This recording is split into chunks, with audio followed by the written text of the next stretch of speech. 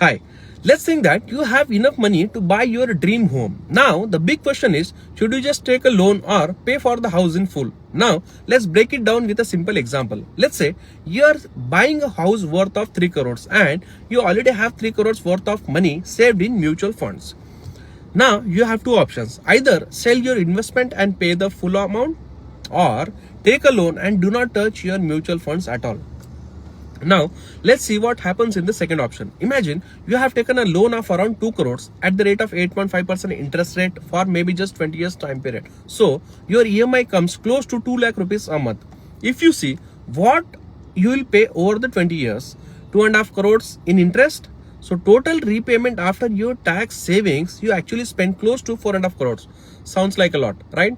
But here is the interesting part. Now imagine you don't touch your mutual funds at all and leave it like that. Even if it grows at 8.5% per annum in 20 years, it will become more than 11 crores. So yes, you pay total of amount 4.5 crores to the bank, but your investment has grown more than 11 crores in the mutual funds. So that's a gain of 9 crores plus simply by not breaking your investment. Now, you might be thinking, I am paying 8.5%. I am also earning 8.5%. So, where is the profit? So, what happens is, in a loan, your principal keeps reducing every month. So, you pay interest on a smaller and smaller amount.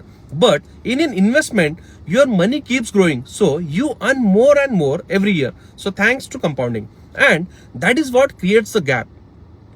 So, now the question is, should you just take a loan? The answer is yes. Yes, if you have a stable income. Yes, if you are comfortable with EMIs. And yes, if you don't lose sleep thinking about the loan. So, yes, taking a loan even when you have the money can be a smart move, but only if it fits your personality. I'll be sharing more simple insights around the real estate and smart money moves in the coming days. Follow me for more and I will see you in the next video. Thank you.